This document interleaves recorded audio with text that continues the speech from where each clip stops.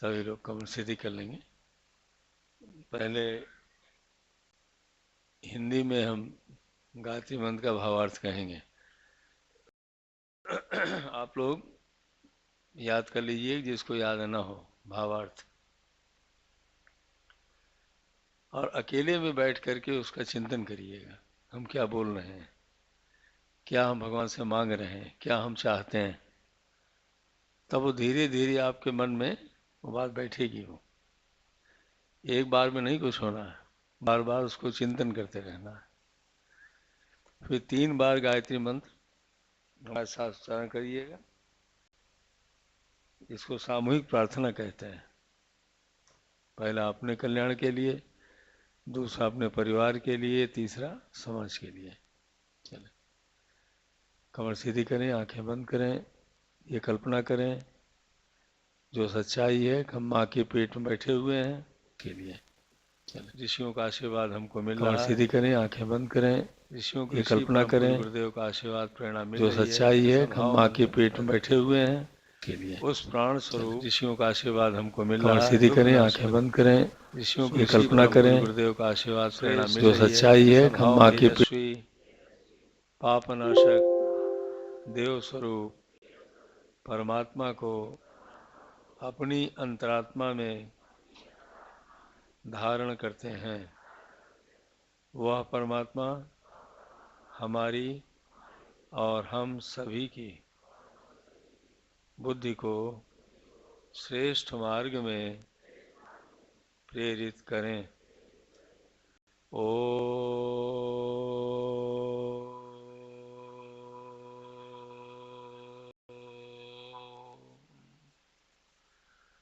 ओम भूर्भुवः स्वः तत्सवितुर्वरेण्यं भर्गो देवस्य धीमहि धियो यो नः प्रचोदयात्। ओम भूर्भुवः स्वः तत्सवितुर्वरेण्यं भर्गो देवस्य धीमहि धियो यो नः प्रचोदयात्। ओम भूर्भुवः स्वः तत्सवितुर्वरेण्यं भर्गो देवस्य धियो यो नः प्रचोदयात्। ओम अखंडमंडलाकारं व्याप्तं येन चराचरं तत्पदं दर्शितं येन तस्मै श्री गुरवे नमः। भवानी शंकरौ वंदे श्रद्धा विश्वासरूपिणौ याभ्यां विना न पश्यन्ति सिद्धा स्वान्तः स्वमीश्वरम्। मातृवत् लालयित्री च पितृवत् मार्गदर्शिका नमोस्तु गुरुसत्तायै श्रद्धा प्रज्ञायुता च या श्रद्धा प्रज्ञायुता च या। देव सवैनो देवत्रात्मी भाइयों, भगवान की बड़ी कृपा है कि आप 9 दिन का अनुष्ठान करने के लिए गायत्री माता के पेट में आकर के आप बैठे हुए हैं। यह आप सबके जीवन का एक बहुत बड़ा सौभाग्य है, या यूँ कहें कि आपके नए जीवन का उदय हो रहा अभी है। अब आपका एक नया जीवन शुरू हो रहा है, और जिन्होंने पहले अनुष्ठान कर लिया है उनकी बढ़ोतरी का क्रम चल रहा है। ऐसा आप अपने मन में इस सच्चाई को मन में बिठा ले रखिएगा। सौभाग्य की बात क्या है हमारी आप सबकी कि अनुष्ठान कहाँ कर रहे हैं बैठ कर के? गायत्री माता के पेट में बैठे हैं, गायत्री तीर्थ में बैठे हुए हैं। परम पूज्य गुरुदेव जी ने कहा कि यहाँ का अनुष्ठान करने का मतलब अपने घर के अनुष्ठान से 100 गुना अधिक लाभदायक है। ये 100 गुना अधिक लाभदायक है। क्यों? क्योंकि यहाँ के दिव्य वातावरण, सारे ऋषियों का संरक्षण, समर्थ गुरु का मार्गदर्शन और आपकी इच्छा आपकी कि आप यहाँ आए हुए हैं, इस दिव्य वातावरण में आए हुए हैं। अब परम पूज्य गुरुदेव ने आपको बुला लिया है। किस लिए बुलाया है? आगे बुलाने का उद्देश्य क्या है? आप अनुष्ठान क्यों कर रहे हैं? ये इस मिशन का लक्ष्य क्या है? अगर ये बात आपको साफ हो जाएगी तो आप गाड़ी हमेशा आगे बढ़ती चली जाएगी। तो आज परम पूज्य गुरुदेव इस पृथ्वी पर क्या करने के लिए आए हैं और क्या कर रहे हैं आखिर? इस मिशन का, इसको क्या कहते हैं, क्या नाम है इसका? अखिल भारतीय गायत्री परिवार। मालूम है नाम इसका क्या है? अखिल भारतीय गायत्री परिवार। अब अखिल भारतीय नहीं, अखिल विश्व गायत्री परिवार। अखिल भारतीय इसका नाम कब था? 1958 के पहले। 1958 में जब परम पूज्य गुरुदेव जी ने, जो नए लोग हैं वो जान लेते हैं इतिहास इसका, 1000 कुंड का यज्ञ परम पूज्य गुरुदेव ने किया था मथुरा में।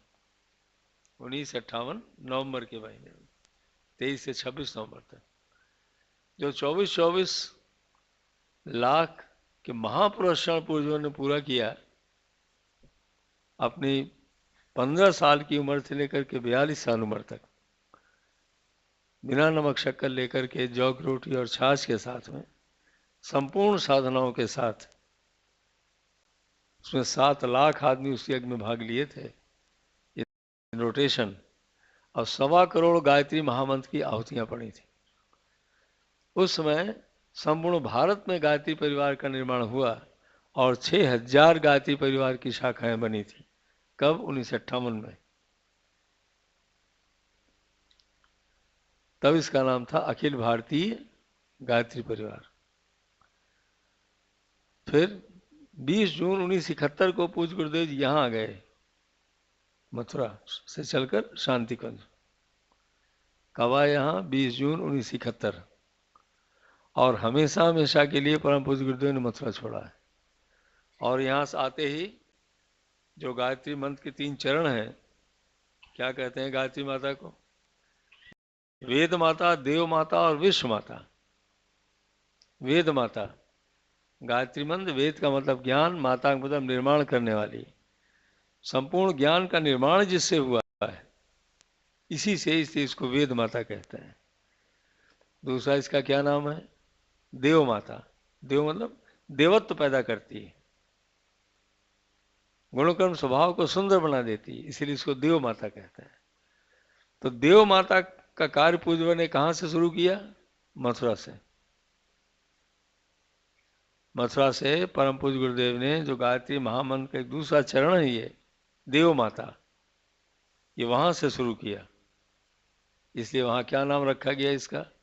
युग निर्माण योजना। युग निर्माण योजना। अपरिवर्तन कैसे होगा?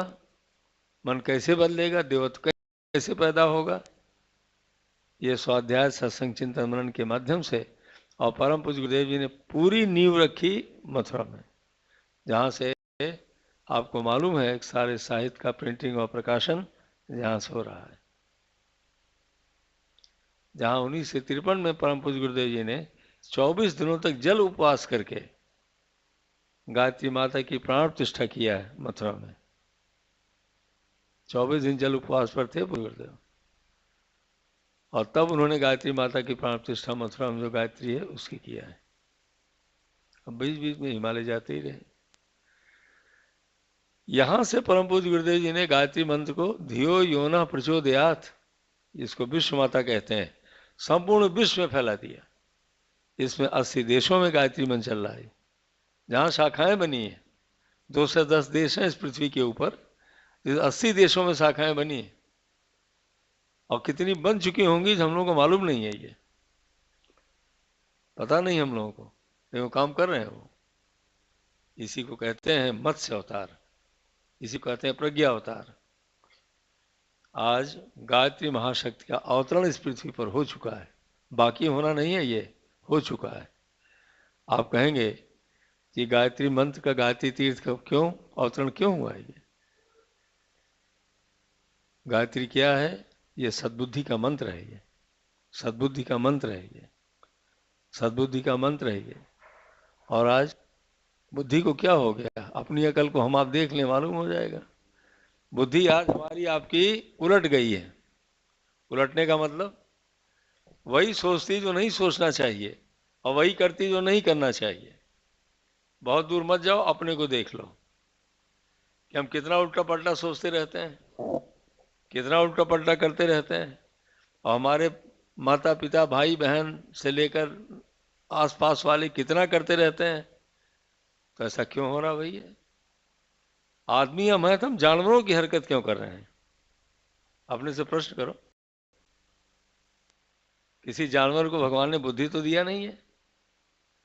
हमारी आपकी एक ही तो विशेषता है कि परमात्मा ने हमको आपकी इस खोपड़ी के अंदर एक बड़ा दिमाग दे दिया है, जो सोचने का काम कर रहा है, योजना बनाने का काम कर रहा है, कल्पना करने का काम कर रहा है, जो सुख दुख का कारण है। और जानवर वो तो सोच ही नहीं सकता कुछ। छोटा सा दिमाग भगवान ने शेर चीते से लेकर गाय भैंस बिल्ली सबको दे दिया है। उसको सबकॉन्शियस माइंड कहते हैं, छोटा दिमाग, अचेतन मन।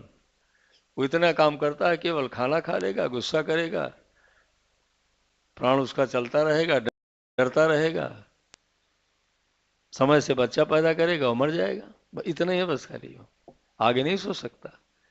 आप देखते नहीं है कैसे गाय भैंस से लेकर बंदर नंगे घूमते रहते हैं, जाड़े में बेचारे कहीं पड़े होंगे। वो मकान क्यों नहीं बना लेते भाई?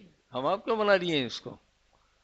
अच्छे मकान में बैठे हैं, कपड़ा अच्छा पहने हुए हैं, कि भगवान ने कुछ नहीं किया है ये। भगवान ने केवल हमको आपको बुद्धि दे दिया है, हमने आपने बुद्धि का विकास किया है, और उसका परिणाम है मकान बन गया, मोटर गाड़ी हवाई जहाज हो गई, कपड़े बन गए। और जब बुद्धि का विकास नहीं हुआ था तो आदमी कैसा था? मनमानुस की तरीके से था, जैसे स्टोन एज में होता था। आग के बारे में आदमी को मालूम नहीं था, बुद्धि पहचानती नहीं था आग क्या है। तो बेचारे पत्थर रगड़े, आग पैदा हुई, उनका कोई देवता पैदा हो गया इसमें, तो न जाने क्या पैदा हो गया। अब धीरे धीरे धीरे जो बुद्धि का विकास होता चला गया, जो भगवान ने मशीन हमको आगे दे रखी है, आज यहाँ पहुँच गए। इसका विकास शिक्षा से होता है। लेकिन विकास तो बुद्धि का हो रहा है, मानवता ना आए तो, पछता बनी रहे तो क्या होगा? जो हो रहा है। तो कौन अब उल्टे हुए उलट करके सीधा करे? अपने से पूछो, आप कौन उल्टे भी इसको? सामने कोई अगर दुश्मन दिखाई पड़ता हो तो मारना बहुत आसान है, लेकिन वो दुश्मन जो अंदर हो, दिखाई नहीं पड़ रहा हो, और उसको कैसे मारा जाए भाई? तो हमारा आपका दुश्मन कहाँ बैठा है? कहीं नहीं, हमारे आपके मन में बैठा हुआ है। किस रूप बैठा है? वासना के रूप में, ईर्ष्या के रूप में, द्वेष के रूप में, अहंकार के रूप में, लड़ाई झगड़ा के रूप में, अन्यान रूप में बैठा हुआ है। अब इसको कैसे मारा जाएगा? कौन सी तीर चलाएंगे भाई? विचारों को विचारों से ही काटा जा सकता है, कांटे को कांटे से ही केवल निकाला जा सकता है, और कोई तरीका तो है नहीं। अब कोई गोली थोड़ी हमारे पास बनी हुई है, कोई इंजेक्शन थोड़ी हमारे पास कि हम आपको इंजेक्शन लगा दें किसी अपने पेशेंट को और ठीक हो जाए। नहीं हो सकता ऐसा, कोई सी दवा नहीं बनी। दिमाग इधर उधर हो जाए उसको तो ठीक करते ही हैं हम लोग, लेकिन उनका विचार बदल दें, ये कैसे हो सकता भाई? 51 साल पहले हमने MBBS किया लखनऊ मेडिकल कॉलेज से, तब से मरीज ही देख रहे हैं हम आदमी, इतना कुछ पढ़ने के बाद। तो कैसे ठीक करेंगे किसी को? अभी उल्टा सोच रहे हैं ये, तो कैसे ठीक करेंगे इनको? अगर डिप्रेशन में है तो दवा दे देंगे, केमिकल पैदा होगा, ये डिप्रेशन में नहीं जाएंगे, इतना तो कर सकते हैं। लेकिन कोई अच्छा आदमी थोड़ी बना सकते हैं हम इनको। विचारों का परिवर्तन कोई चिकित्सक थोड़ी कर सकता है कभी। तो कौन कर सकता है फिर? आदि शक्ति गायत्री के माध्यम से परिवर्तन होता है, जो विचार को काटती है। आज इसीलिए परमात्मा ने परम पूज्य गुरुदेव को इस पृथ्वी पर भेजा। किस लिए भेजा? हमको आपको मनुष्य बना देने के लिए, इंसान बना देने के लिए। तब इतनी भारी तपस्या उनसे पूज्य गुरुदेव ने करवाया, मतलब उनके गुरुदेव ने करवाया। और जब गायत्री महामंत्र के 24 अक्षर की शक्ति गुरुदेव जी के अंदर आ गई, रोम रोम में उतर आई उनके, तो उसका प्रमाण क्या हुआ? चारों वेदों का भाष्य कर दिया उन्होंने। वेदों का भाष्य समझना तो मुश्किल है, भाष्य तो छोड़ दो दिमाग में आप। जब से वेद बने हैं तब से परम पूज्य गुरुदेव इसके 5वां भाष्य करता है इस पृथ्वी के ऊपर। पहला वेदों का भाष्य रावण ने किया था, जो चारों वेदों का ज्ञाता था, जिसने भगवान राम से टक्कर लिया था, उसने भाष्य किया था। और परम पूज्य गुरुदेव कितने हजारों वर्षों के बाद इतनी बड़ी शक्ति उनके अंदर आई, तब उन्होंने भाष्य किया। खाली वेदों का भाष्य थोड़ी किया, एक साथ उपनिषद, गीता, रामायण से लेकर के संपूर्ण आर्ष ग्रंथों का। कल्पना करो उन दिमाग की बात की। पढ़े लिखे जो लोग बैठे होंगे, कल्पना कर सकते हो? हम कल्पना के बाहर की बात है, सोच भी नहीं सकते कभी। समझना जिसको मुश्किल हो, और जिस एक चीज को लिखने के लिए 10 किताब लगते हैं। जब हम लखनऊ में सुपरडेंट थे हॉस्पिटल के, अखबार में जब देते थे किसी बीमारी के बारे में, एक बीमारी को देने के लिए 3 किताब कंसल्ट करते थे, हमारा अपना अनुभव स्वयं का और किताबों का अनुभव नकल, और तब अखबार में दिया जाता है। लेकिन आप पूज्य गुरुदेव को देखिए, आप वो मौलिक भाष्य किया उन्होंने। परमात्मा ज्ञान के स्वरूप में है, कोई व्यक्ति नहीं होता वो। ये तो उनका एक कार्य है। ये जब इतनी भारी शक्ति उनके अंदर उतर आई, तब परमात्मा ने कार्य कौन सा सौंपा? युग को बदल देने का काम। युग बदलना, इसका नाम है युग निर्माण योजना प्रज्ञा अभियान।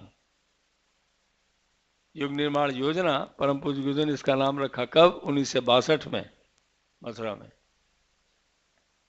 हिमालय में बैठ करके परम पूज्य गुरुदेव ने चारों वेदों से निकाल करके, आर्ष ग्रंथों से निकालकर सबका रहस्य 18 सेंटेंस में लिखा है। वही है युग निर्माण सत्संकल्प, जिसका आप पाठ करते हो 2 रुपए में जो आता है, युग निर्माण सत्संकल्प, वो सबके पास होना चाहिए। और युग निर्माण योजना, बात को दोहरा रहे हैं हम आपसे, पूज्यों ने लिखा अपने 30,000 बच्चों को लेकर के अब हम युग निर्माण का कार्य प्रारंभ कर रहे हैं। आपका युग निर्माण क्या है? हम आप कहते हैं ना समय बहुत खराब है, रोज अखबार देख रहे हो नहीं देख रहे हो, उसके बताने की जरूरत नहीं है। उसकी टीवी देख रहे हो, अखबार देख रहे हो, अपने गांव देश को देख लो, चारों तरफ देख लो, कहते समय बहुत खराब है। तो समय खराब का क्या मतलब भाई? समाज बड़ा खराब हो गया। अब पुराने लोग मिलेंगे तो कहेंगे पहले इतना ऐसा नहीं होता था, अब ऐसा होने लगा। इसका क्या मतलब है? समाज क्या है आखिर ये? आप सोचो। पूज्य गुरुदेव लिखते हैं व्यक्तियों के समूह का नाम समाज है। समाज अपने आप में कुछ नहीं है। अभी 50 आदमी जहां इकट्ठा हो गए, एक एक व्यक्ति इकट्ठा हो जाओ, वही समाज है। अगर व्यक्ति ठीक है तो समाज अच्छा हो गया, समाज अच्छा है तो समय अच्छा है। अब व्यक्ति खराब है तो सब खराब हो गया। बात समझ में आ रही कि नहीं समझ में आ रही कुछ आपके? समाज बनता कैसे है? ये समाज अपने में कुछ भी नहीं है, ये आदमियों का कलेक्शन है, उनका सबका संगठन है, मनुष्यों का, हमारा आपका। इसीलिए युग निर्माण योजना का लक्ष्य क्या है, जिसके लिए आप अनुष्ठान कर रहे हैं, आप जिसके हम सब अनुष्ठान करते रहते हैं, लक्ष्य क्या है? आप नोट कर लो इसको। इसीलिए आप गुरुदेव ने यहाँ बुलाया है, नहीं तो आप समझ नहीं पाओगे क्यों हम आ रहे हैं यहाँ पर। इसका लक्ष्य है मनुष्य में देवत्व का उदय और धरती पर स्वर्ग का अवतरण, ये लक्ष्य है इसका। मनुष्य में हमारे आपके अंदर देवत्व का उदय और धरती पर स्वर्ग का अवतरण। कितना बड़ा लक्ष्य है ये। ईंटा बनाना, मकान बनाना लक्ष्य नहीं है। मनुष्य बनाना, व्यक्ति निर्माण, ये लक्ष्य है।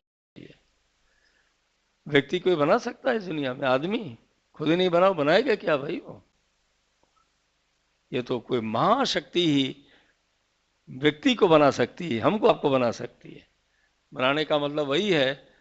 देवत्व का मतलब अब नोट कर लीजिए आप, गुण कर्म और स्वभाव का अच्छा बन जाना, इसी को देवत्व कहते हैं। अनुष्ठान क्यों करा रहे हैं गुरुदेव? जिससे हमारा आपके गुण अच्छे हो जाए, हम आप गुणवान हो जाए, हमारा कर्म अच्छा हो जाए और स्वभाव अच्छा हो जाए, इसलिए अनुष्ठान करवा रहे हैं। वो गुण कर्म और स्वभाव तीनों का अच्छा बन जाना, इसी को देवत्व कहते हैं, डिविनिटी कहते हैं इंग्लिश में इसको। देवत्व पैदा हो गया इनके अंदर, और देवत्व हो गया, परिस्थितियां बदल गई। क्योंकि जैसा हम सोचते हैं वैसा ही करते हैं, और जैसा हम करते हैं वैसा एक वातावरण बन जाता है, और वही वातावरण ही सुख दुख का कारण बन जाता है। सुख दुख को और नहीं पैदा कर रहा है। अपना मन खराब है, अभी खराब व्यवहार करेंगे, वातावरण खराब हो गया, लड़ाई झगड़ा हो गई और नर्क हो गया। मन अच्छा है, अभी आपने अच्छा काम व्यवहार किया, अच्छा हो गया, सब प्रसन्न हो गए। तो इसीलिए पूज्य लिखते हैं, भगवान श्री कृष्ण कहते हैं, क्या कहते हैं? मनुष्य अपने भाग्य का निर्माता स्वयं है, कोई और नहीं बनाता उसको। स्वयं अपनी भाग्य को बनाते रहते हैं। वो किस पर निर्भर कर रही? हमारी सोच पर, हमारे क्रियाकलापों पर निर्भर कर रही है हमारा भाग्य, हमारा भविष्य। तो इसका लक्ष्य क्या है? दोहरा रहे हैं बात को हम, मनुष्य में देवत्व का उदय और स्वर्ग का अवतरण। अब होगा कैसे ये? इसका 3 आधार हैं, व्यक्ति निर्माण, परिवार निर्माण और समाज निर्माण। बस बदल गया समय। व्यक्ति निर्माण, परिवार निर्माण और समाज निर्माण। व्यक्ति निर्माण हम आप 2 चीजों से मिलकर के बने हुए हैं। पहला क्या है? ये शरीर, जो हाड़ मांस की शरीर है, ये जो कि 8 पाउंड के हम आप पैदा हुए, और अभी देख लो कितने पाउंड के बैठे हुए हैं, कितना किलो वजन है। जो रोटी चावल दाल सब्जी से लेकर के 5 तत्वों की बनी हुई है ये शरीर है, जिसका इलाज किया जाता है, जिसमें टूट फूट होता रहता है। टूट फूट किसमें होता है? इस शरीर के अंदर होता रहता है। इस शरीर कितनी यात्रा है? ये जीवन यात्रा, वेद भगवान क्या कहते हैं? 100 वर्ष। कितनी आयु है शरीर की, जो परमात्मा ने दे रखा है, जो वेदों के माध्यम ऋषियों ने संकेत दिया है? 100 वर्ष। जीवेम शरदा शतम, शृणुयाम शरदा शतम, प्रभ्रवाम शरदा शतम दीना, श्याम शरदा शतम भूयस शरदा स्तात। 100 वर्षों तक हम देखते रहें, हम सुनते रहें और अपना कार्य स्वयं करते रहें, किसी के गुलाम ना हो। आदेश किसका है? परमात्मा का, वेदों के माध्यम से। किसकी? इस शरीर की है। तो आप 2 चीजों के मिलकर बने हैं, एक हाड़ मांस की शरीर, और उसके अंदर क्या है? हमारी आपकी इच्छा, विचार, भावनाएं, कल्पनाएं, संस्कार, आदतें, ये अंदर बैठी कि नहीं बैठी है? ये तो 2 चीज हुआ ना। एक तो शरीर हुई, और दूसरा क्या हुआ? हमारा आपका चिंतन, जो सोचते रहते हैं, हमेशा विचार करते रहते हैं, जो मन में इच्छाएं पैदा होती हैं। तो हमारा आपका व्यक्तित्व कैसे बनता है, जिसको पर्सनैलिटी कहते हैं? व्यक्तित्व का निर्माण किसी मनुष्य का 3 चीजों से होता है, चिंतन, चरित्र और व्यवहार। चिंतन, चरित्र और व्यवहार। हम क्या सोचते हैं, हमारा चरित्र कैसा? चरित्र कहते हैं गुण को। तो जो हम सोचते रहेंगे वही हमारे मन में बैठ जाएगा, वही हमारा गुण हो जाएगा, इसको कैरेक्टर कहते हैं। और जैसा हम व्यवहार करते हैं, अब तीनों को मिला दीजिए, आदमी का व्यक्तित्व हो गया। व्यक्तित्व कैसे बनेगा? ये कैसे कहेंगे कि आदमी व्यक्तित्व का धनी है? इसकी सोच अच्छी है, उसका चिंतन अच्छा है, उसका कर्म अच्छा है और व्यवहार अच्छा है। बस परम पूज्य गुरुदेव यही व्यक्तित्व का निर्माण यहां पर कर रहे हैं। परम पूज्य गुरुदेव लिखते हैं कि बेटा मैंने एक प्रयोगशाला बना रखी है। शांति कुंज गुरुदेव क्या कहते हैं? एक प्रयोगशाला है, एक व्यायामशाला है, एक नर्सरी है ये। वहां पूज्यवर क्या कर रहे हैं? हमको आपको क्या कर रहे हैं? वो हमारे आपके गुण कर्म और स्वभाव में परिवर्तन कर रहे हैं। वो पशु प्रवृत्ति को हटाकर मानवीय मूल्यों की स्थापना कर रहे हैं। इसी के नाम परिवर्तन है। पशु प्रवृत्ति क्या है? आलस, काम वासनाओं की बढ़ोतरी, ईर्षा और द्वेष, अहंकार, लालच, लड़ाई झगड़ा, तनाव, चिंता। यह हर मनुष्य के अचेतन मन में बैठा हुआ है। ये जिसको भगवान श्री कृष्ण ने दुश्मन कहा, काम, क्रोध, लोभ, मोह, अहंकार को, और जिसको मेडिकल साइंस कहती है निगेटिव इमोशंस, निषेधात्मक चिंतन, जो बीमारियों का कारण है। ये बात मेडिकल साइंस कह रही उसी बात को उन्हीं शब्दों में कह रही अपनी भाषा में। अब कैसे ठीक होगा? ये कौन ठीक करेगा? आज ये सारा विश्व मानव मात्र इतना पूज्यवर का ऋणी है कि आज वो इतनी भारी तपस्या करके और एक दिव्य वातावरण को बना करके, अनुष्ठान करवा करके, एक रास्ता दिखा करके हमारे आपके अचेतन मन में जो जन जन्मांतर के संस्कार बैठे हैं, आज उनमें हेर फेर कर रहे हैं। वो अनुष्ठान से क्या होगा? जो करने के लिए बैठे हैं, जो आप कर रहे हैं, हम लोग करते ही रहते हैं। अनुष्ठान तो सतत करते रहना चाहिए हर व्यक्ति को। जैसे आपने 5 माला का संकल्प ले लिया, उसको निभाते रहिए। आपने नियमित सोच लिया हम 11 माला रोज करेंगे तो करेंगे। कोई विद्यार्थी है, अगर हम 1 पेज लिखते हैं तो लिखेंगे, आधे घंटे जब करते तो करेंगे। अगर नियमितता और निरंतरता बनी है तो ये आपको एक अनुष्ठान हो गया। ये आप आगे बढ़ते चले जाएंगे। तो यहां पर क्यों अनुष्ठान पूज्य गुरुदेव करवा रहे हैं? क्योंकि व्यक्तित्व का निर्माण होने के लिए, हेर फेर होने के लिए मनुष्य के स्वभाव में, गुणकर्म स्वभाव में 4 चीजों की आवश्यकता पड़ती है। पहला है साधना, दूसरा स्वाध्याय, तीसरा संयम और चौथा सेवा। 4 में कोई कम नहीं किया जा सकता। साधना, स्वाध्याय, संयम और सेवा, ये 4 ऐसे पैर हैं ये जिस पर हम आप टिके हुए हैं, तखत पर बैठे हैं हम। अब 4 पाए न हो तो भी गिर जाएगा कि नहीं गिर जाएगा? भैया दिन करिए भी लुढ़क जाएगी। अभी हमको आपको पैदावार जमीन में करनी है, एक भी कमी होगी तो बीज उगेगा नहीं, फसल होने वाली नहीं है गेहूं की, चाहे जिसकी फसल हो। अब फसल के लिए पहले क्या जरूरत है आप खुद ही सोचिए। पहले जमीन चाहिए कि नहीं चाहिए? दूसरा बीज चाहिए, तीसरा पानी चाहिए, फिर खाद तो देना पड़ेगा नहीं, अंकुरण शुरू हो जाएगा। गर्मी पानी आ गया, अंकुरण शुरू हो गया।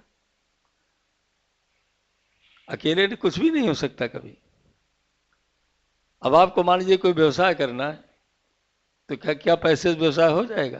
कभी नहीं हो सकता।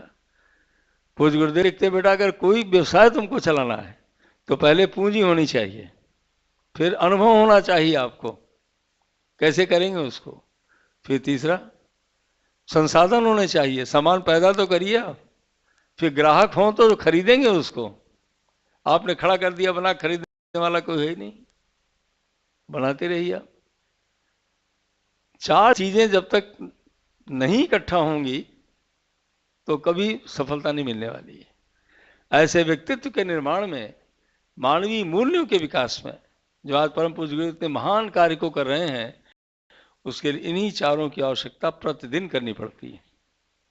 साधना 1, रिपीट कर रहे हैं हम उसको, स्वाध्याय 2, संयम 3, सेवा 4। 4 साहब याद रखें, बात बनती चली जाएगी। इसमें पहला है साधना। साधना से अभी आपने कितना सुंदर संगीत सुना था। अगर आप सिद्धियां चाहते हैं तो साधना करें, अगर आप दिव्यता चाहते हैं, सफलता चाहते हैं तो साधना करें। तो आखिर साधना है क्या? ये सिद्धियां मिलेंगी कैसे?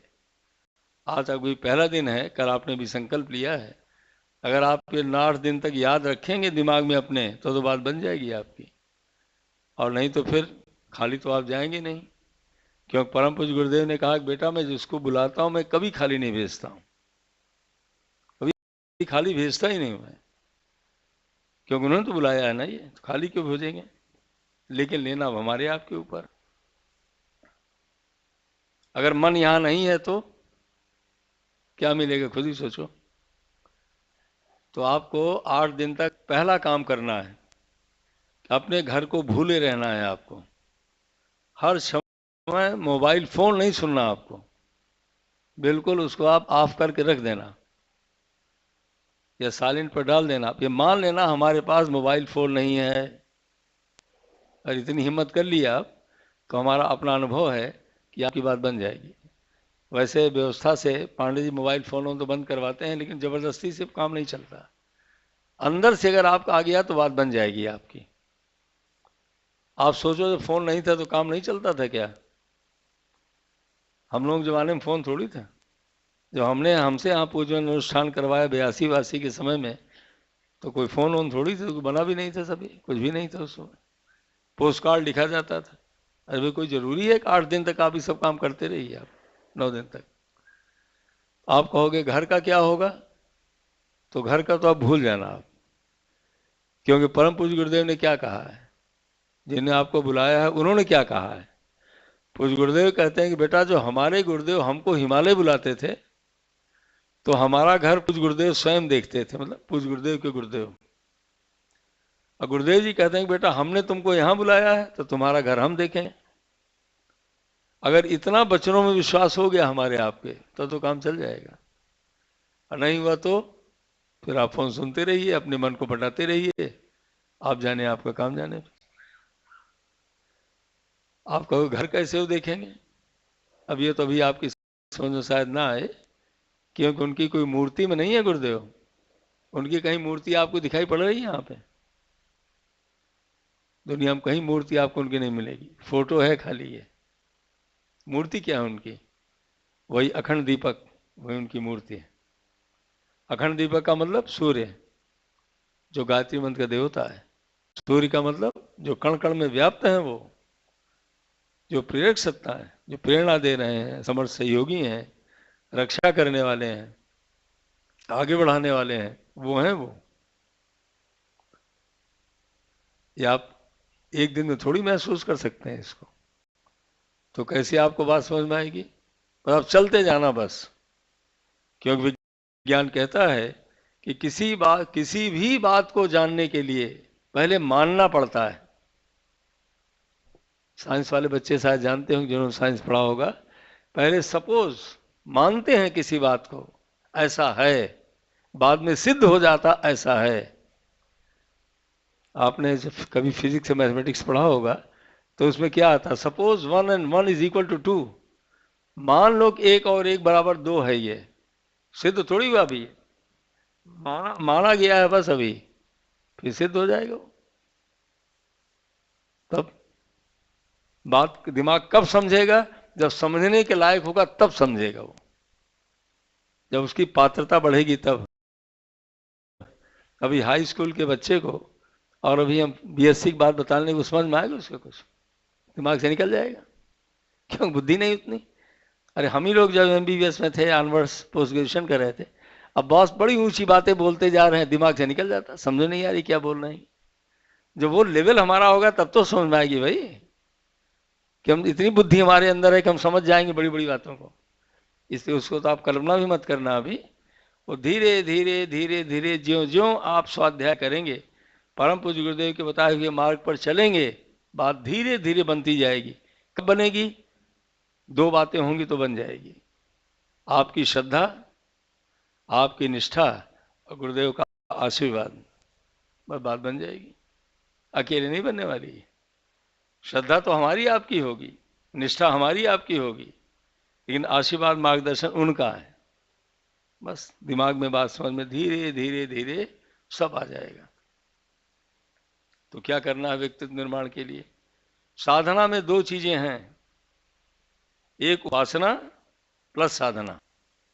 उपासना प्लस साधना, दोनों को मिला दो, उसी को साधना कहते हैं। तो आपने कल 24,000 करने का संकल्प लिया ना, ये गायत्री मंत्र का जप करने का, जो जप करने का संकल्प आपने लिया है, इसी कहते हैं उपासना। उपासना का मतलब समीप बैठ जाना। उपधन आसन, अगर संधि विच्छेद करें तो बात जल्दी समझ में आ जाती है। समीप बैठना, तो किसके समीप बैठना? उस परमात्मा सत्ता के जो इस दुनिया को चला रही है। बस कोई तो चला रहा होगा, बिना कारण कोई काम तो होता नहीं। आप कल्पना करो, जो हमारे आपके अंदर जो प्राण है, प्राण क्या है? ये शरीर की विद्युत है, बायोइलेक्ट्रिक करंट है। ये जो करंट हमारे आपके अंदर बन रही हर कोशिका के अंदर, उसी से चल रहा ना ये प्राण, ये शरीर चल रही नहीं है। तो कोई ऐसा महाप्राण है जो पेड़ पौधों से लेकर के चांद सितारे सबको चला रही है। उसी महाप्राण का नाम ईश्वर है। ईश्वर मतलब स्वामी, मास्टर। उसी महाप्राण का नाम ईश्वर है, उसी का नाम परमात्मा है, और उसी का नाम भगवान है। और एक प्राण हमारे आपका अंदर है। प्राण निकल गया, राम नाम तो सत हो गया और लाश हो गए, हलचल बंद हो गई। देखते हो नहीं देखते हो रोज ये? बस जो महाप्राण है, जो इस सृष्टि को चला रहा है, वो कौन है? वो और कोई नहीं है। वो तत्सवितुर वरेण्यम, वो सूर्य का प्राण है, जिसको सविता कहते हैं। सविता, सविता का मतलब लिख लो आप, जो पढ़े लिखे लोग बैठे हो, प्रसव करने वाला, पैदा करने वाला। सविता मतलब पैदा करने वाला। तो सविता क्या है? ये सूर्य नहीं, उगने वाला सूर्य। सूर्य का जो प्राण है, उसको सविता कहते हैं। जो किरणों के साथ में आ रहा है, जो जीवन प्रदान कर रहा है। जीवन किसको मिल रहा है? जो हरियाली दिखाई पड़ रही है, और कोई हरियाली नहीं दे रहा है, ये सूर्य दे रहा है, ये उसका प्राण दे रहा है। ये मच्छर से लेकर बैक्टीरिया, वायरसेस से लेकर जितने जीव जंतु दिखाई पड़ रहे हैं इस पृथ्वी के ऊपर, जड़ और चेतन, इन सब का संचालक कौन है? सूर्य, सविता। उसी को आप कहते हैं तत्सवितुर वरेण्यम। तत् मतलब वह। हे परमात्मा, आप बड़े तेजस्वी हैं। आप पैदा करने वाले हैं, उत्पन्न करने वाले हैं, पोषण करने वाले हैं, तो आप प्रेरक हैं, आप संहारक हैं। ये सविता का गुण है। ये आप देखते हो ना, बीज आप बोए, आप गेहूं 3 महीना हो गया, पक गया, लाख पानी देते रहो आप, पक जाएगा, खत्म हो गया। तो कौन पैदा कर रहा है? कौन निकाल दे रहा है उसको? कोई बुद्धिमान तो होगा। अपने आप थोड़ी गाड़ी चल रही है ये। एक बुद्धिमान आदमी ने बना दिया ये मशीन, और वो कितना बड़ा बुद्धिमान होगा जिसने हमारी आपकी मशीन बना दिया। ये जो कल्पना के बाहर है मशीन, ये सोचा भी नहीं जा सकता कभी। आप उस बनाने वाले की बुद्धिमानी सोचिए। हर आदमी का अंगूठे का निशान अलग है कि नहीं है? ये कितनी डाई होगी उसके पास, कितना सांचा होगा उसके पास। दिमाग थक जाए, सोच नहीं सकता। भाई जैसा सांचा होगा वही खिलौना तो आएगा बाहर, लेकिन उसका सांचा, लेकिन कभी फुर्सत नहीं उसके बारे में, दिमाग सोच ही नहीं सकता उसके बारे में। इसीलिए उपासना ऋषियों ने पहली बात बताई, पूज्यों ने उसको साफ कर दिया, बेटा उस परमात्मा के पास बैठो तुम। तो कैसे बैठेंगे आप? कल से, आज से उपासना आप शुरू कर देंगे, कैसे बैठेंगे आखिर आप? बैठने के लिए 2 काम आपको करना है, तब उसके अंदर प्राण पैदा होगा। प्राण का मतलब सक्रियता, प्राण का मतलब संचालन, विचारों से तो चलते ना मां। तो कैसे? जो गुण पैदा हो गया तो उसी को प्राण पैदा करना कहते हैं। जब आप कहेंगे जब करेंगे कैसे? 2 काम, एक तो बात रिपीट करेंगे, दोहराएंगे उसको। दूसरा, मन को एकाग्र करेंगे। जप और ध्यान, जप और ध्यान, ये 2 कार्य आपको उपासना में करना है। ध्यान कहते हैं मन लगाने को, तो कहाँ मन लगाएंगे आखिर आप जब करते समय ये कल्पना कर लीजिएगा, सच्चाई है ये, हम माँ के पेट में बैठे हुए हैं, बैठे हैं माँ के पेट में। आप कहेंगे माता के पेट का क्या मतलब हुआ? भाई माँ माता के पेट में थे तो खाना पीना की कोई चिंता थी हमको? आपको कोई काम करना पड़ता था? ठाठ से पेट के अंदर बैठे हुए हैं, सो रहे हैं, कुछ करना है ही नहीं। अब यहाँ आप सोचो, खाना फ्री है कि नहीं? खाना फ्री, रहना फ्री, कोई चिंता है आपको कि बिजली चली गई, कि पानी चला गया, कि भोजन नहीं मिला? कुछ नहीं, ना कोई आपसे कुछ मांगने वाला है। ऐसा पृथ्वी पर कहीं नहीं है। ये वही माता पिता हैं जिन्होंने यहाँ पर बुलाया है। ये बच्चे के रूप में सब कुछ दे दिया उन्होंने। अब अपनी प्रेरणा दे रहे हैं, अपनी शक्ति दे रहे हैं, अपना प्राण दे रहे हैं। किसके लिए दे रहे हैं? जिससे हमारे बच्चे दुखों से दूर हो जाएं। हम आप दुखी क्यों हैं आखिर? गलत चिंतन से दुखी हैं, और सही चिंतन हो जाए भी प्रसन्न हो जाएंगे। एक विचार से दुखी हैं, एक विचार से प्रसन्न हो जाएंगे। परिस्थितियां थोड़ी बदलती हैं, सोचने का तरीका बदल जाता है, बस प्रसन्न हो जाते हैं। तो बात कैसे बनेगी? तो आप ध्यान क्या करेंगे? हम माँ के पेट में बैठे हुए हैं, जो प्राण मूर्तियां बनी है ना, ये इनकी प्राण प्रतिष्ठा पूज्य गुरुदेव ने किया है 1986 में। इन ऋषियों का एक प्राण प्रवाह बह रहा, विचार इनका प्रवाहित हो रहा है। और परम पूज्य गुरुदेव बनिया माता ऋषियों के ऋषि हैं, ठीक शिव पार्वती के रूप में है, आशीर्वाद दे रहे हैं, प्रकाश प्रेरणा दे रहे हैं। हम इतनी जबरदस्त विचारों के संरक्षण में, ऋषियों के संरक्षण में हम बैठे हुए हैं, विचारों के समुद्र में बैठे हैं। अपने को सराहते हुए, भाव मन में बनाते हुए आप गायत्री मंत्र का जप करते जाइए। इसी को ध्यान कहते हैं। अगर और इसके बाद आप करना चाहते हैं, इसको और मेटिकुलस बनाना चाहते हैं, तो आप कल्पना करना, समाधि स्थल के सामने मन को वहाँ रखिए, शरीर आपकी कहीं रहे। हम समाधि के सामने बैठे हुए हैं, परम पूज्य गुरुदेव वंदिया माता जी हमारी इष्ट हैं, वो बैठे हैं, उनकी अस्थियां रखी हुई हैं, वो हमारे माता पिता हमको आशीर्वाद दे रहे हैं। ऐसा मन बनाते हुए जब करते चले जाइए। यहाँ से मन उब जाए तो आप गायत्री माता मंदिर पर चले जाएं, वहाँ मन रख लीजिए। आप एक शाला में बैठे हुए हैं, या करते ही रोज आप अखंड दीपक के सामने अपने मन को ले जाइए, ऊपर कमरे में ले जाइए। आप कल जिसका दर्शन करेंगे, कहीं भी आप अपने मन को रखते हुए, मतलब ध्यान करते हुए आप जब करते रहें, इसी का नाम उपासना है। तो इससे क्या होगा? इससे परम पूज्य गुरुदेव जो प्राण शक्ति है आएगी। कैसे आएगी? वो गायत्री में जब आप जप करेंगे तो थोड़ा भाव अगर आप जानते रहेंगे तो मन में ले आना आसान हो जाएगा। ओम भूर्भुवः स्वः, क्या मतलब हुआ इसका? ओम का क्या मतलब है? रक्षा करने वाले। एक याद रखना, अर्थ तो बहुत है इसका, एक ध्यान रखना, रक्षा करने वाले। व्यवस्था आदमी बनाता है, रक्षा भगवान करता है। व्यवस्था व्यक्ति बनाता है, रक्षा भगवान करता है। ये जो आप हम सुना रहे हैं, पूज्य गुरुदेव के शब्द हैं, ये हमको थोड़ी मालूम था। ये रक्षा, आपने देखा ना, दवा लिखने के पहले हर चिकित्सक क्या करता? पहले इंग्लिश में लिखेगा, देखिए RX, और हिंदी में लिखेगा तो ओम। इसके पहले कोई दवा लिख नहीं सकता है। ये MBBS या जो कुछ लोग पढ़ते होंगे नीचे, आयुर्वेद या कुछ पास करने के बाद उनको बताया जाता है, वो दिलाई जाती है। ये तो RX क्या भाई? रिमेंबर टू एक्स, उस परमात्मा को याद करो जिसने दुनिया को बनाया है। ये उसको याद करो। किसने बनाया है इसको? हमने आपने बनाया नहीं कुछ। क्या पानी हमने आपने बनाया है? कल्पना करो, न मिले तभी खत्म हो जाएंगे। ऑक्सीजन न मिले तभी खत्म हो जाएंगे। 7 मिनट भी ऑक्सीजन न मिले, ब्रेन खत्म हो जाएगा, डैमेज हो जाएगा भी। किसने बनाया इसको? लेकिन फुर्सत कहाँ ये देखने के लिए या धन्यवाद देने के लिए कि कौन हमको जीवन दे रहा है। ये हमने तो कुछ किया ही नहीं है, खाली इकट्ठा कर रहे हैं बस। और ये भी नहीं कभी कल्पना कर सकते कि भाई जो कर रहा हो, कोई शक्ति तो होगी जो बना रही है। उसी शक्ति को याद करने का नाम उपासना है, उसी को धन्यवाद देने का नाम उपासना है, उसके पास बैठना है। एक गिलास पानी कोई देता तो 3 बार थैंक यू कहते हो, लेकिन जिसने रोज पानी पिला रहा उसको कभी थैंक यू कहने का टाइम ही नहीं। कितने लोग हैं उनसे आप पूछिए, अरे भाई साहब, डॉक्टर साहब समय कहाँ की पूजा करें? नहीं, समय तो तब आएगा ना जबकि जब चला चली बेल आएगी तब।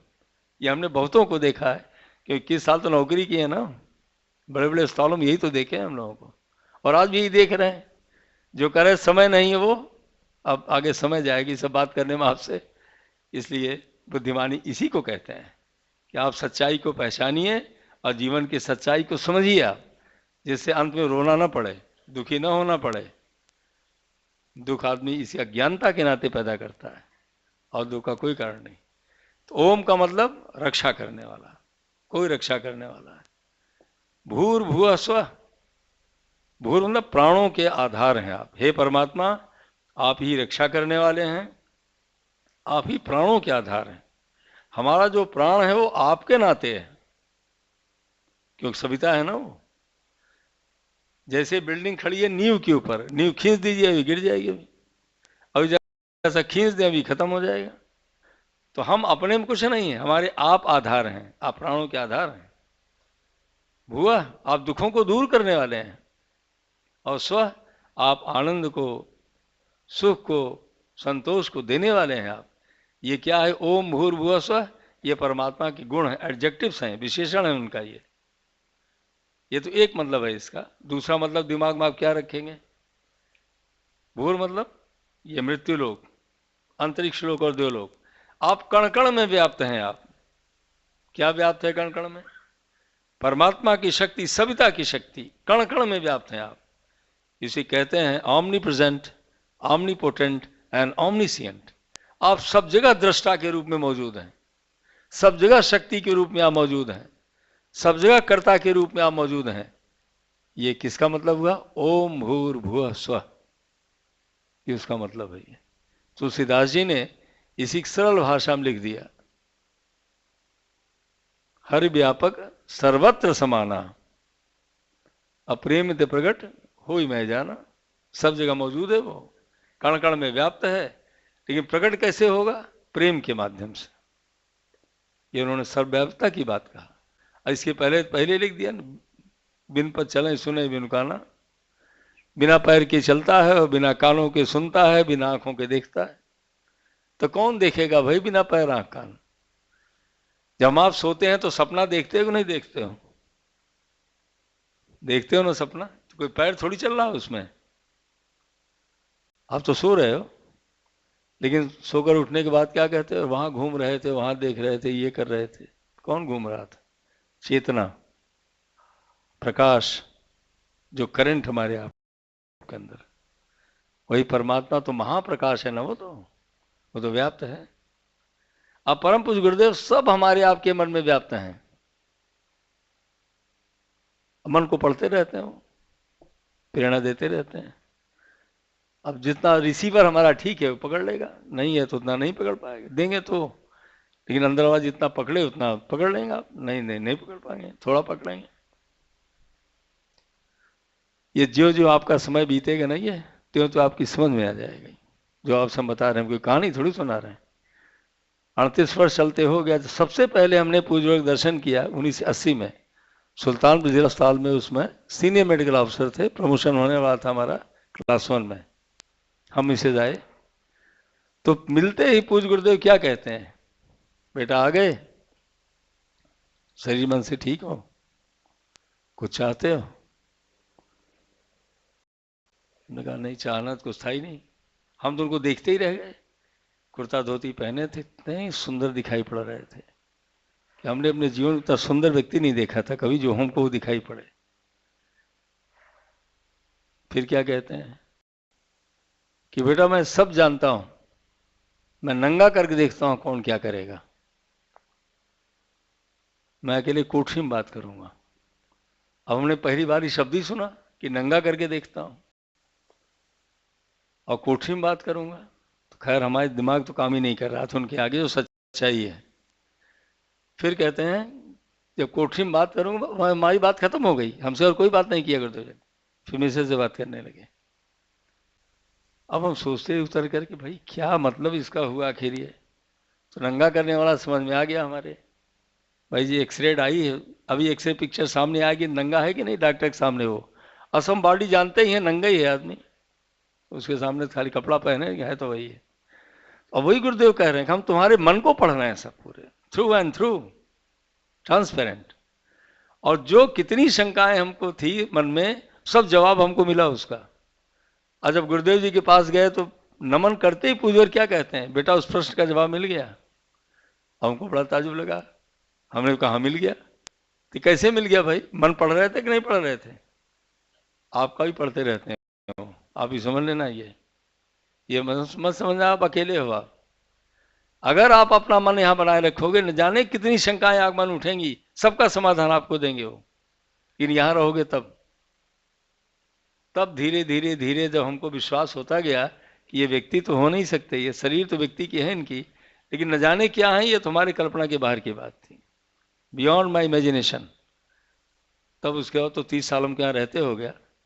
तब हमने 9 साल पहले वॉलंटरी पेंशन लिया, सीएमओ थे लखनऊ में, वॉलंटरी पेंशन ले लिया हम। इससे बड़ा काम इस पृथ्वी पर कुछ भी नहीं हो सकता, सब बच्चा है इसके आगे, जो कुछ कोई व्यक्ति करता हो।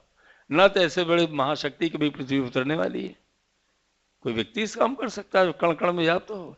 या ये ओम भूर्भुवः स्वः तत्सवितुर्वरेण्यम, तत् मतलब वह परमात्मा कैसा है, सविता के रूप में प्रसव करने वाला, बड़ा तेजस्वी है, मतलब बड़ा श्रेष्ठ है वो। भर्गो देवस्य, हे परमात्मा आप पवित्र हैं और आप पवित्र करने वाले हैं।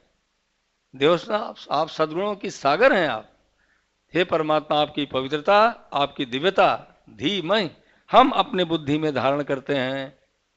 तो क्या धारण करते हैं हम? आप परमात्मा की तेजस्विता, पवित्रता और दिव्यता, इसी को उपासना कहते हैं।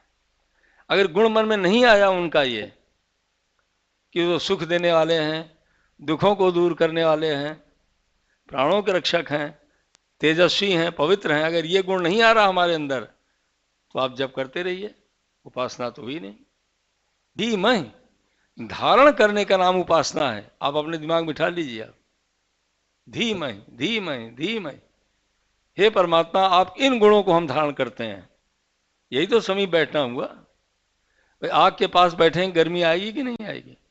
बर्फ के पास बैठेंगे ठंडा हाथ में लगेगा नहीं लगेगा?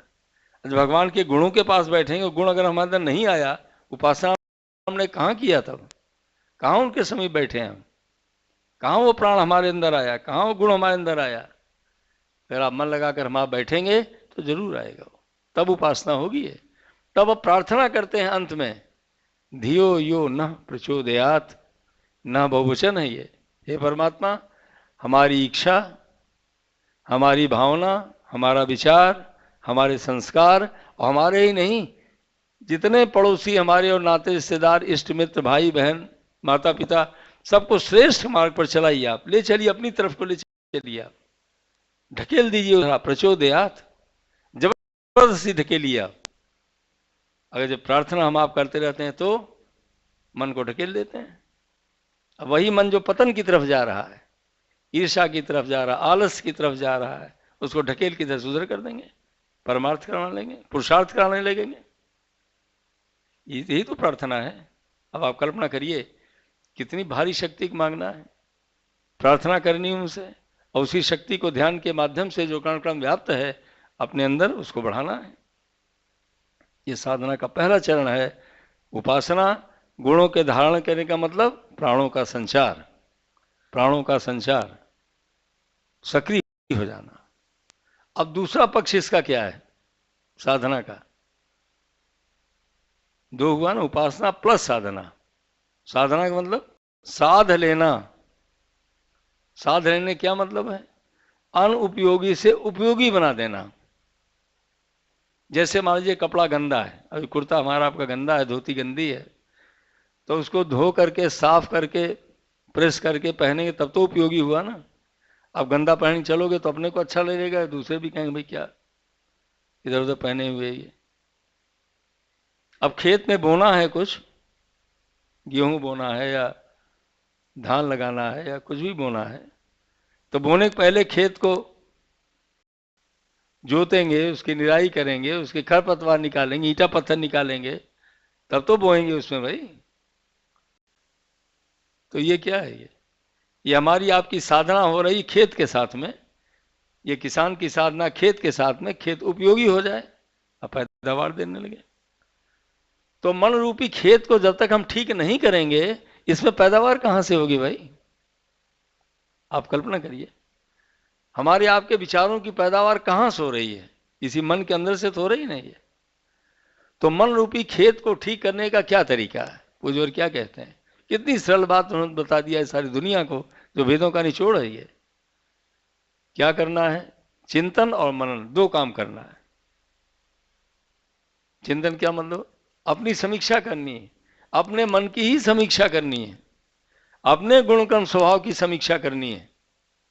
समीक्षा मतलब उसको देखना है और उसी को ठीक करना है। अब गुण का क्या मतलब है? ये आलस, परमार्थ करना, पुरुषार्थ करना, ये गुण है। ये आलस अवगुण है। पहले समझो गुण किसको कहते हैं। ये सत्य बोलना, प्रसन्न रहना, सेवा की भावना, न्याय करने की भावना, सम्मान की भावना, संयम की भावना, त्याग की भावना, उदारता है, संवेदनशीलता है, आत्मीयता है, इनको गुण कहते हैं। इसी को उलट दो, अभी आलस्य आ जाए, आत्मीयता की जगह घृणा पैदा हो जाए, प्रेम की जगह पर ईर्षा द्वेष पैदा हो जाए, ये अवगुण है। ये और समझ में आ गया गुण क्या और अवगुण क्या है? अब यही अपनी समीक्षा करिए आप। हम सब अपनी समीक्षा नित्य करनी है। पूज्य गुरुदेव कह रहे हैं कि बेटा तब शक्ति पैदा होगी जब आप रोज उपासना के बाद अपनी समीक्षा करेंगे कि जो दिन बीता ये इसमें हमारा स्वभाव कैसा रहा, चिड़चिड़ापन बहुत तो नहीं रहा, गुस्से में बातचीत तो नहीं की है, हमारा व्यवहार कैसा रहा, अहंकारी था कि विनम्र था, हम क्या थे, हम क्या हमने समय बर्बाद किया या समय का हमने सदुपयोग किया, क्या हमारे विचार भटकते रहे या किसी काम में आए। अपनी इसको समीक्षा कर लीजिए। जब समीक्षा करेंगे तो ठीक करेंगे। अब गलती मालूम नहीं तो ठीक क्या करेंगे भाई? पहले अपनी गलती तो देखें, हम क्यों फेल हो रहे हैं, हम क्यों स्वस्थ रह रहे हैं, हम क्यों किसी काम में सफल नहीं, क्या बात है? कुछ तो खराबी होगी, अगर हमारी है तो ठीक करेंगे। इसे कहते हैं आगे बढ़ने का प्रथम तरीका है ये, समीक्षा और सुधार। दूसरा क्या करेंगे? निर्माण और विकास। क्या निर्माण करेंगे? जो गुण हमारे अंदर नहीं है उन गुणों को अपने अंदर ले आएंगे। जैसे अब यहां पर आप 9 दिन रह रहे हैं ना, ये अब 9 दिन में जो गुण नहीं है मान लीजिए, वो यहां तो जबरदस्ती गुरुदेव करवा देते हैं। अब 9 दिन में तो साधना की बात हो रही नहीं है, स्वाध्याय में होता है स्व अध्ययन, और स्व अध्ययन में यही दोनों चीजें हैं, चिंतन और मनन, अपनी समीक्षा, सुधार, निर्माण और विकास। ये अपना अध्ययन, सेल्फ स्टडी इसको कहते हैं। अपने को देखिए, आप अपने को देखिए और बढ़ाइए। और जो संयम की बात अभी आगे आ पाएगी, अब आप सोचो समय का संयम, यहां तो आप अपने आप आपको करना ही करना है। इस 9 दिन में परम पूज्य गुरुदेव इतनी बड़ी तपस्या करवा देते हैं। अब समय से उठेंगे नहीं, आप 3 बजे उठ गए होंगे, तब तो तैयार होंगे, तब तो पहुंचेंगे 4 बजे यहाँ। आप लाख सोना चाहें सो नहीं सकते आप। तो समय संयम हो रहा कि नहीं हो रहा है? और जबान का संयम, जब आप जाओ खाना खाने तो जो चौके मिलेगा वही तो खाओगे आप। लाख आपका मन करेगा पापड़ मिल जाता है, चटनी मिल जाती है, तो कहाँ मिलेगा भाई? अब मन को मारो ना अपने आप ही। ऐसी व्यवस्था गुरुदेव ने बना दिया कि आपको ऐसा डाल दिया उन्होंने कि करना ही करना है 9 दिन में। वो फिर आपको अच्छा लगने लगेगा तो घर जाकर के हेर फेर हो जाएगा, उसमें आदत बदल जाएगी। तो पूज्य गुरुदेव सी 9 दिन में ऐसी तपस्या करवा देते हैं कि हर आदमी के अंदर गुण मौजूद है। वो फिर वो स्वतः अपना मन करने लगता है कि अरे भाई चलो, घर में अगर 6 बजे उठते थे तो कम से कम 3 बजे ना उठे तो 5 बजे तो उठ ही जाए, 4 बजे तो उठ ही जाए, क्योंकि यहाँ आदत पड़ गई ना भैया। जब आप करते जाएंगे वही आदत पड़ती जाएगी। वही देवत्व का विकास है, एक दिन में थोड़ी होगा ये तपस्या और कहीं थोड़ी हो सकती, यही हो सकती बस हो, क्योंकि यहाँ पर स्थान शक्ति से भरा हुआ है ना, वो उल्लास बना रहता है। आप देखिए कितना प्रसन्न रहते हैं आप। ये उल्लास का नाम ही परमात्मा की शक्ति है। ये यहाँ पर जो परिवर्तन गुरुदेव कर रहे हैं ना, ये मन का, वहाँ तीनों चीजें यहाँ एक साथ इकट्ठा हो गई हैं। एक तो हमारी आपकी इच्छा, दूसरा यहाँ का दिव्य वातावरण। 1.25 करोड़ ज्यादा है, डेली गायत्री मंत्र का जप हो रहा है, ऋषियों का संरक्षण है, आप सब हजारों आदमी यज्ञ कर रहे हो, वातावरण बना हुआ है, और समर्थ गुरु का मार्गदर्शन लगातार मिल रहा हमको आपको। इसलिए शक्ति से भरे रहते हैं, पता ही नहीं चलता कैसे निकल गया, कैसे भाग रहे हैं।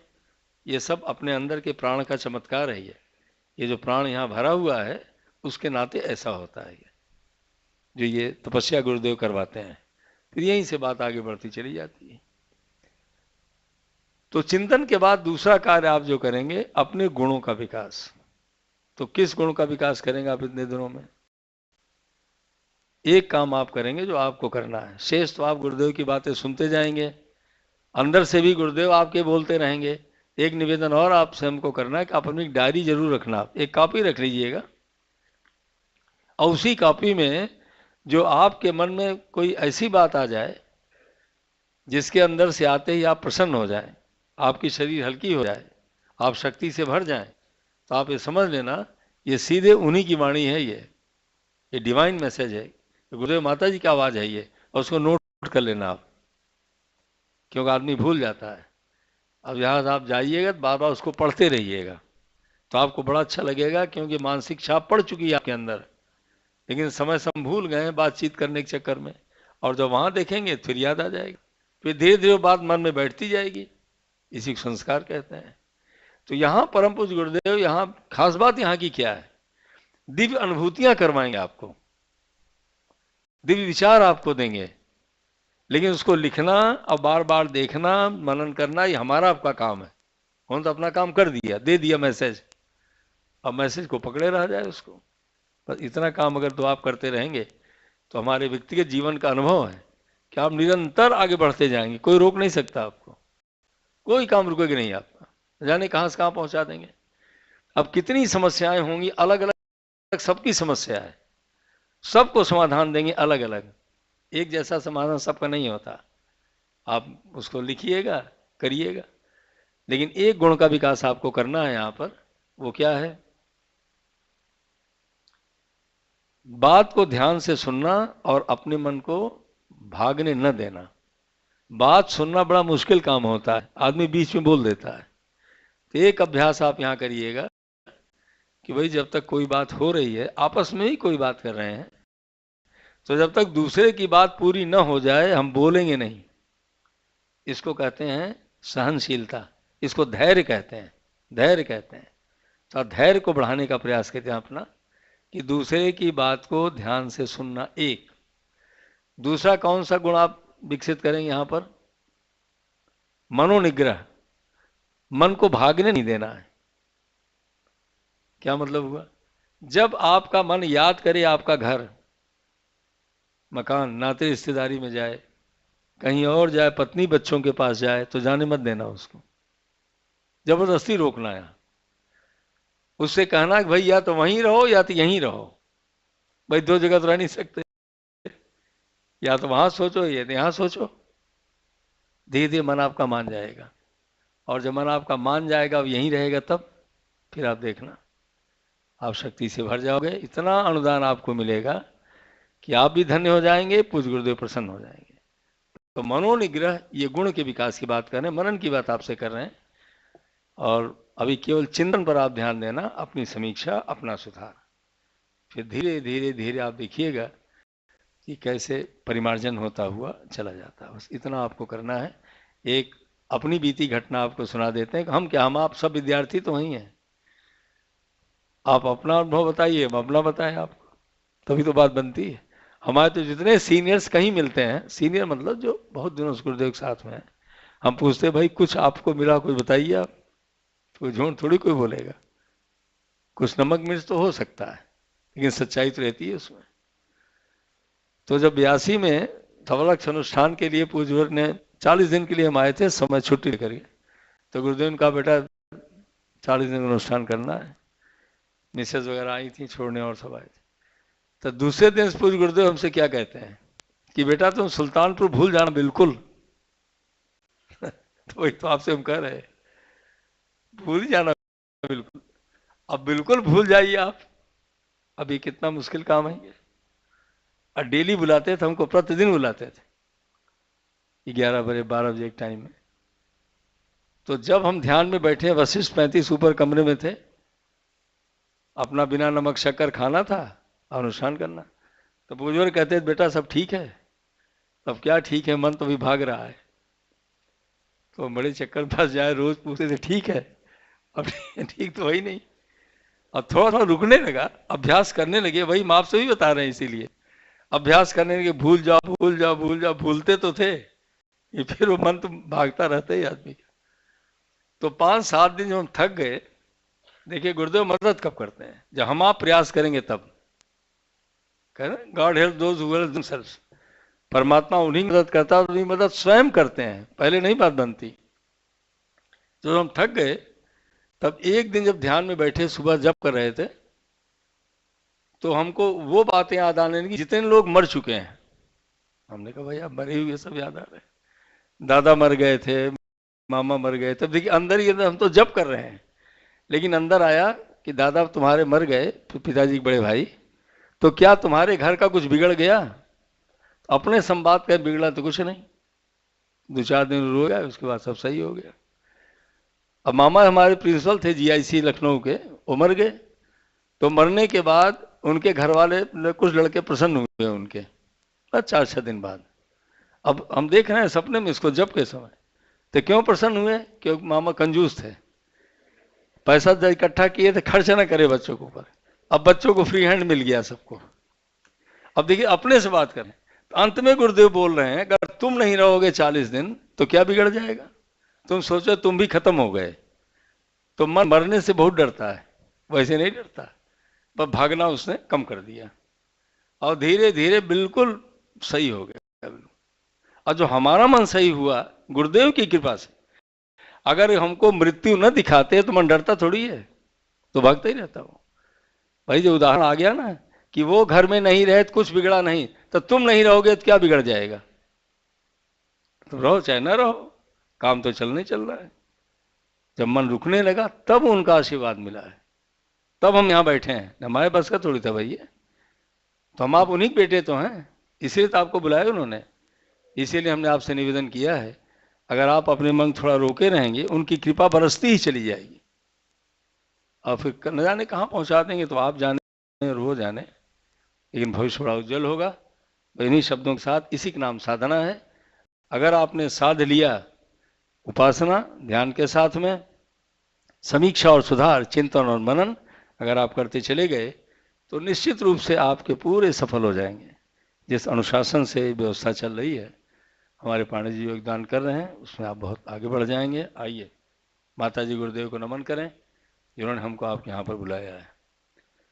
ओम त्वमेव माता पिता त्वमेव, त्वमेव बन्धुश्च सखा त्वमेव, त्वमेव विद्या द्रविणं त्वमेव, त्वमेव सर्वं मम देव देव, त्वमेव सर्वं मम देव देव।